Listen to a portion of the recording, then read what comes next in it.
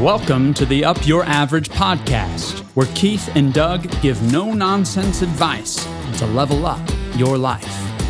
So buckle up and listen closely to Up Your Average.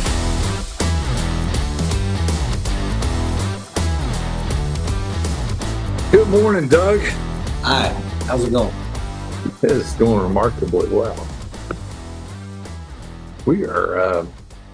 We were going to talk about joy today, but we had to preempt that, and so we decided to talk about Halloween and scary emotions. So That's like the opposite. I know, isn't it? It's a funny thing, and that's something I've spent a good amount of time on. I think if you battle with anxiety or depression, you start to kind of manage, how do I manage my emotions? And that is really kind of a funny thing for somebody that got into an emotional business, right? Like this is probably top 20 emotional businesses, I would think. What part of the emotions jump out to you?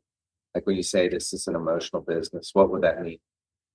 Well, I could think of about 5 or 10, but the anxiety, like fear, be afraid of something, like, walking up next to a cliff could be an emotional thing for somebody. But I think I was so naive that when I got into business, I didn't even realize what emotions I needed to know. Like Hilliard Lyons was really gracious and helped point out that was going to be something, but I don't even think I knew what that would mean. If you gave me $10 to invest for you, I probably wouldn't be anxious about that. But if you gave me 10 million, then all of a sudden something happens right here, right? Like it's still money, but there's something different that shifts in your thought process, the body chemistry and everything that becomes really critical, I think.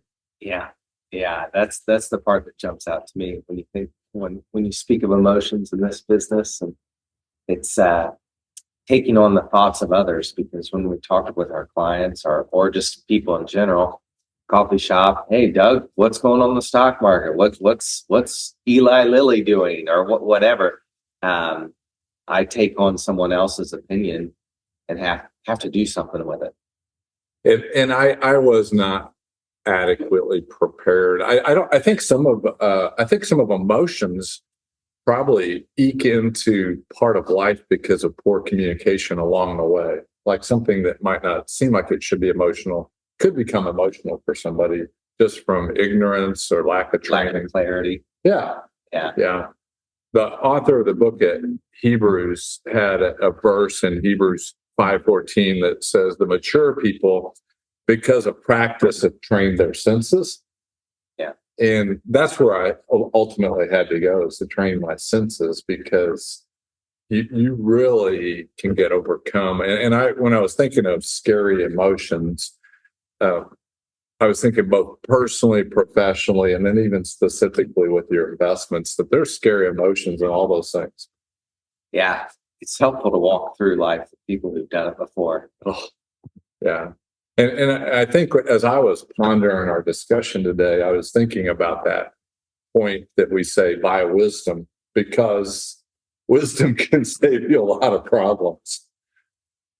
I'm just laughing because, we talked about communication, and I was thinking, okay, we're going to talk about scary things at the stock market. So I was doing history research of scary things. I did some as well. I did some likewise. What I came to, what the conclusion is that one of those scary things in the stock market is, don't be afraid. It's not that scary out there. It's scary when the prices are dropping and all those thoughts come banging through your head and they seem loud and all this stuff. And people have done some drastic stuff during scary times. But just to have hope that you are provided for, that you're cared for, the relationships matter the most. I mean, those are the drivers, and those are the sled dogs that will get you through some blizzardous moments.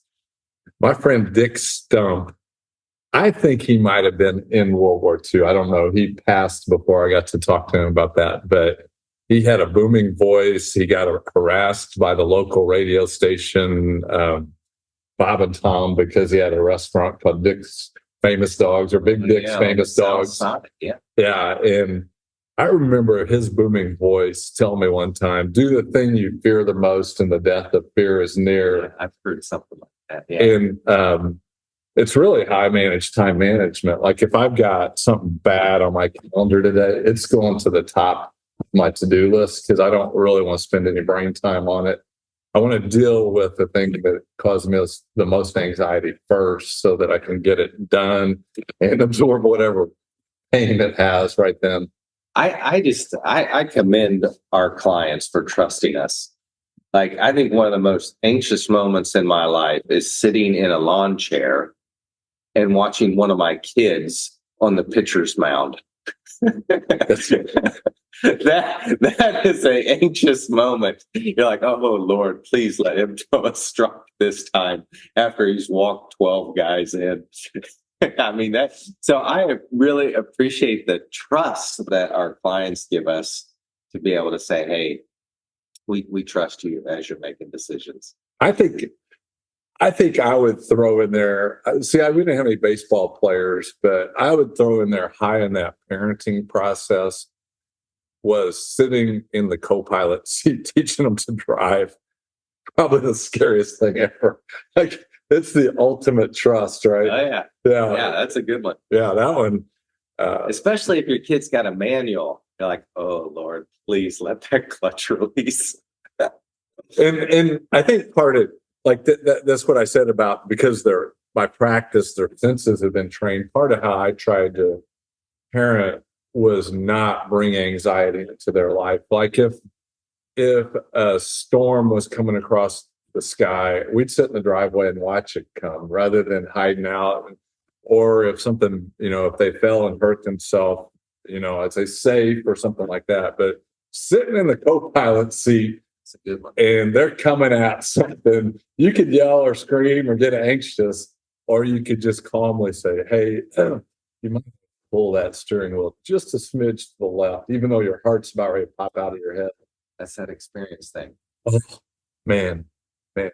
Well, tell me, when you were studying the history, did you come across 1907? Was the Panic of 1907 one of yours? No, I didn't see 1907. What was happening in 1907? I was looking specifically for scary things in October is what I was looking for. And so in 1907, the market dropped in half from the peak the year before. But a lot of the kind of the panic, when you have a panic, it all happens at once and kind of brings the downward trend to an end most of the time. That's historical. Price drops are panicky. Yeah. I mean, you have the gradual grinding one in a bear market, and then a lot of times the end, they just drop and they call that capitulation. But that's what happened in October of 1907. They called it the Knickerbocker crisis. And in a lot of those crises, you'll have a banking crisis, where the banks will, you'll wonder if their liquidity will last. So that's what happened in 1907. I was also thinking about panics like of the opposite spectrum, like on the extreme optimistic spectrum, like the tulip craze. Oh yes, where like people panic, have like fear of missing out, and so they start doing things and they start investing their money. They sell their house to buy a tulip bulb. They do things that are like panicky, but the opposite way. And I think a lot of it is going to be motivated by I don't want to miss out. I want to be in, or I don't want to get my clock cleaned. It's just these extremes that tend to motivate us. If you let, well, when I got into business, they called it the two kind of contracting emotions, greed and fear, and that kind of thing is the emotion of greed, and it will be complemented with fear afterwards. I think it's scary. I think greed might be one of the scariest. Yeah, if you're the high buyer, there's nowhere to go but down. Yeah. I think of the Beanie Babies are the ones that came to my mind, and there's probably a number of other things like that happen. We probably saw real estate do that a little bit in the last few months with cryptocurrencies. Yeah. And there's not a lot of wisdom when you jump in without maybe some counsel in advance, because you're kind of going in blind and doing something and probably put more money in something than you should. I think that's one of the ways you can help kind of in the investment realm is reduce your scary emotions, is that you can do what we call position sizing. If you want to buy tulips or you want to buy beanie babies, go small. Like don't mortgage the house, right? Like during the tulip craze, Google that if you don't know what we're talking about. But back in the day, there was seriously like supply and demand. The demand for tulip bulbs was off the charts. And so if that happened today, just think you could probably buy like some fractional investment in a tulip bulb. Oh yeah. Yeah. There's always a reason to invite you in. And so you just have to be careful. And frankly, the greed side helped me stay in this business because I was able to buy a box, maybe two of them, of baseball cards when Sam's Club became a thing when I was in Texas. And one of those, I might have paid $10 for the whole box, but I think it was Wade Boggs that I was selling. I had a bunch of his cards. I was selling for $35 a whack, which doesn't sound like a big deal. Yeah, that's pretty cool. But then I needed it for rent money, and I didn't care that some sap was paying me $35 for that thing. I'm like, it is yours, right? Yeah. Let me show you something. One of the hobbies I've been doing in the last, I guess it's been 2 or 3 years now, is and maybe a little longer, I have officiated. I'm about to officiate my 5th wedding. And this is a model I use about helping young couples manage their emotions. And what I say is if you get a thought that comes to mind and you activate it right here with my pointer is not very broad, but you activate it where it says emotions there. And you let the emotions, when they kind of hit you, you activate your will and decide, I'm going to do something with this. And then you think about it afterwards. You start this crazy cycle that maybe ends in regret and frustration. And I show it on that diagram as kind of going counterclockwise, and I just call it foolishness, that a lot of times foolishness is going to drive your emotions and your thought process. And it's probably not going to end in a healthy way. But I said, like, wisdom kind of starts with you taking a thought captive and just kind of looking at it for a second and thinking, should I buy these tulip bulbs? Should I take out this mortgage on these tulip bulbs? Or maybe should I give Doug a quick call and see what he thinks? Maybe Doug knows something about tulip bulbs. And we can have a yeah. But one of the best powers is just releasing that information out loud. And so if you're driving right now, what Keith has is he's got a circle. And inside that circle, he's written down mind, emotions, and will, and equal parts. And then around that are these vortexes. Yeah. Yeah. And so the foolishness just can spin round and round and round. And when those things happen on replay, you get to a point where you're like, well, I got to do something. Yes. Yeah. And my kids have grown up with this kind of idea. This is how I kind of parented them to think about it. And they, even now, they'll hear me around the dinner table talking about the difference in the way we communicate as a generation, because my kids and their friends, and they're generally in their 20s, early 30s, will start a sentence with the phrase, I feel like, and I start the same sentence with, I think. And so they know that when they say, I feel like something, that their dad's going to smirk about it, because I know it doesn't matter what I feel like. I could be wrong. I'm not saying feelings are wrong. I'm just saying they're just like the beacon going down the road. It's trying to get your attention. It's not necessarily saying you need to make a decision here. It's just getting your attention. When wisdom meets foolishness, there is a crumple zone. Oh, and I think one of the best things about wisdom meeting foolishness is it's a sign that somebody cares. And it is hard. I think that the person that brings wisdom a lot of times doesn't get overly emotional about things. The person that's bringing foolishness might be emotionally wound up about whatever the situation is. But I think a lot of times wisdom lets you look.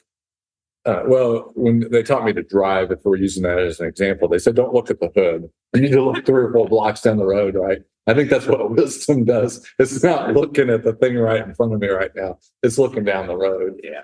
Yeah. And the person bringing the wisdom has probably experienced the foolishness. Yes. Yes. I know. When I was thinking, what is the scariest thing I've ever done? Well, as a youngster, a youngster being 20-ish, I drank and drive, which is the scariest thing I did. But it was the most foolish thing I've done, right? And so when those things collide, it creates a problem there. And just because you're having a scary situation doesn't mean anything other than I need to stop and think about what's really going on here. Yeah, yeah, that's great, Keith. I appreciate you sharing that. The idea of letting scary emotions drive your life, though, life is scary, right? There's some stuff that's going to happen that's just freaking scary. Yeah, because life is not known. Like what happens after we're done. We have no idea what's going to happen when we're done talking, right? And so that could be scary to you, but it could be the great adventure. It could be the best story of your family. Oh, yeah. And so to let emotions of anxiety or things put your foot on the brake all the time may cause you to miss life. And so it takes some wisdom to know when to press the gas and go into those scary things or when to hit the brakes and get out of that situation. But I think something that's helped me is just knowing my worst case scenario within reason. Well, and like what is the downside to this decision? Well, maybe even before that is just thinking, is this foolish or wise? Because if you're doing something foolish, you just need to stop right then. Yeah. And then to think about it is like, well, it may seem foolish to somebody else, but it may not be for me. Well, and then there's just the explanation of, hey, this is the why behind what I'm doing, and this is the safety precautions that we've thought about. And one of your friends said something. This guy's a fighter pilot. He said something I'll never forget, and he called flying fighter jets a calculated risk. Yeah, and that's always spoken to me. I appreciate that, because on the adventurous side, being able to just step back and truly calculate your risk instead of just like going for it, twisting the throttle, that makes sense. That gives more permission to say yes to adventurous things. And he convinced me probably 40 years ago to go in an ultralight.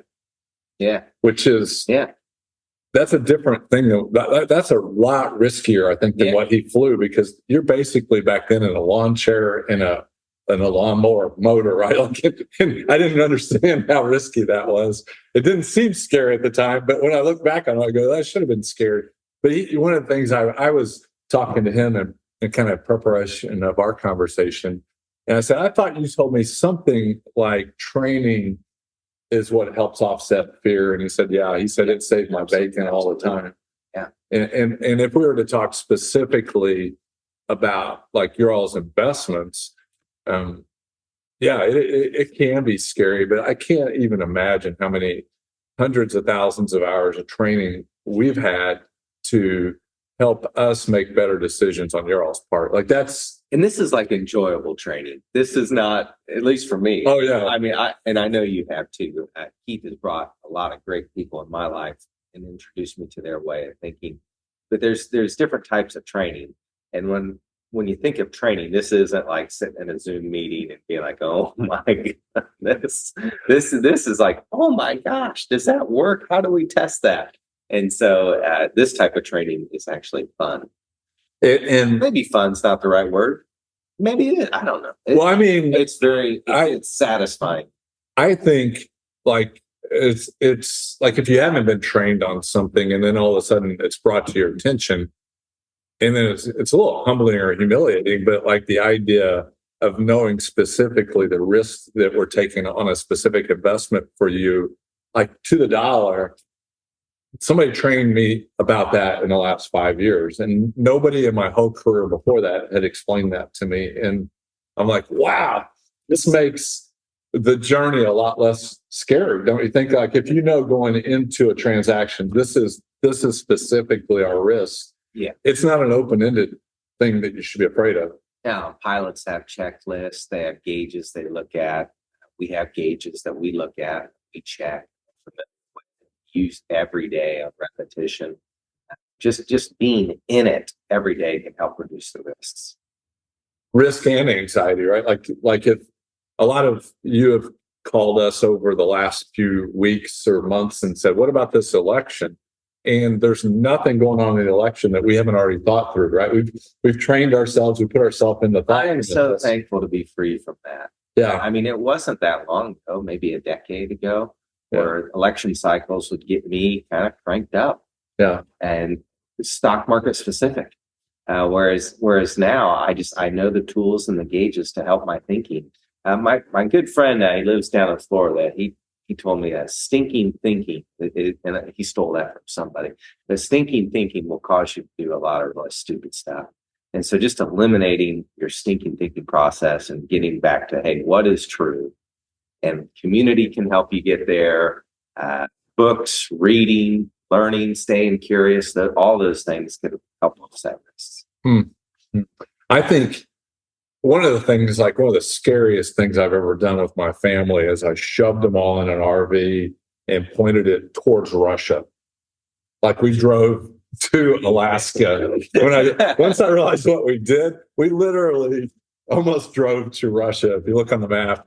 And when I think about that and how absurd that was, it was the most absurd thing I've ever done. It's scary. And I've got a picture of the RV with a blowout on the top of the hill on the Alaskan Canadian highway. And what we did is we prepared for that. We put a budget in place that assumed something was going to go wrong. And it was a $5,000 budget, which a lot of times people don't spend that much even on vacation. But for this specific trip, we had that much budgeted for things going wrong. And what that did is alleviated some of the anxiety, because it was not fun standing at the top of that hill with a dead RV that I couldn't do anything with. However, the piece that I had was I have a plan. I've already thought this through, and this isn't unexpected. Well, similar situation. My family and I, we were in between a grizzly bear and a cub in Yellowstone Park, and yeah, how prepared can you be for that? You can have bear spray, but one of the things that helped us is we had someone come along, and she came along. This lady had studied bear management. You know, she had worked as a park ranger. And so when you find yourself unprepared for the situation you're in, community oftentimes will step up and be there for you. And that just blows me away in life, how people are there for each other. I would probably add to community, but communication as well. Probably both of those are important, because the community needs to know you're struggling with whatever it is, right? We were told what to do in that situation. Yeah. And so to communicate in the midst of your challenges, like if you've got anxiety with your finances, we may or may not know, but your ability to communicate with us can maybe help reduce the scariness of your situation, because there's a good chance we've walked through a number of things that maybe you haven't even considered yet. Yeah, and if ChatGPT is your friend and your counselor, I mean, that's all good, but 70% of communication's nonverbal. And so just being able to be eyeball to eyeball, someone can really help reduce the feelings, the emotions, and help get you on a good thinking path. Boy, yeah. As I was listing in my own preparations about the personal, the professional, and investment things, the one that kind of stopped me in the mark, like in the path, like, and it may be a little pushy to even mention those, like on personally, what would cause me anxiety? And really only 3 events cause me really personal event would be my death, my child's death, and my spouse's death. Those are the most anxious things I can even think of. And I could put my head in the sand and ignore those things. But what I did, me personally, is when I first experienced death as an adult, like with somebody unexpectedly died, I had to step back and think about, there's a lot of emotions going through. What am I going to do with this? Can I come to some closure and understanding this? And probability wise, it's 100%. All three of those are going to happen. The only thing I don't have any control over is the when part. And so having a way to look myself in the mirror for anxious events and figure out, okay, how am I going to move forward from this? The personal side is what drove me to, I think, the excellence on the professional side is I had to look myself in the mirror and deal with the fears that I had. And those were really the most kind of core basic ones. And I would encourage you that if you haven't really addressed those, that those are really worth knowing. And part of even this preparation, my mother-in-law lost her daughter at 30, like she was 31 years old. And I just had a wonderful conversation with my mother-in-law about that. How did you bounce back from that? Not only is that a scary thing to think about, but if it becomes reality, how do you get out of that and move forward? And it was just a really wonderful How's she conversation. doing today? It's been almost 40 years now, and so she's in her late 80s, and she just is a source of hope and encouragement. And she said what really helped her was a lot of prayer and other people caring enough to reach out to her and calling. Which that's in that process. What I learned, that's a really scary thing. Most people are so afraid of that idea of death that they won't even call their friends because they're a little bit intimidated about it. But that is the one thing that those people really need when they lose somebody, is somebody to call them, which is kind of a paradox, don't you think? Well, Keith, what else? Anything else about scary moments? Tell me about one of yours. What's that look like for you? Yeah, I think I'm a people person. I'm a relationship driven guy. And so during scary moments, I like to raise my hand to say, hey, for real, I'm not doing well in this moment. Yeah. It's been my experience that people want to walk alongside life with you. I think the idea of raising your hand will be scary too. Like I couldn't do it many years ago. I couldn't be honest and communicate. And the first one that hit me professionally was 1987. Tomorrow was the stock market crash of 87. And I wanted with all my heart to be a stockbroker. Yeah. And I wasn't a good salesman. And so I came home that night, and you all may not remember it, but if you were watching the news, they were comparing it to 1929. And so here's this young man with this biggest stock market crash. I'm not making anything on commissions. I go stare in my mirror and just pray. I'm like, God, I don't know what I'm doing here. I don't know how this thing is going to unfold. And so that was scary. And it kind of took both the personal and the professional side of things. And I would say the ability to get over yourself and have people that you can communicate with and build a community with will probably take you places you would have never imagined. Well, I don't think most of life is too scary. What do you think? No, take courage and go for it. Yeah, that's the thing. Be courageous and live today to the fullest. And in the meantime, we'll see you guys real soon.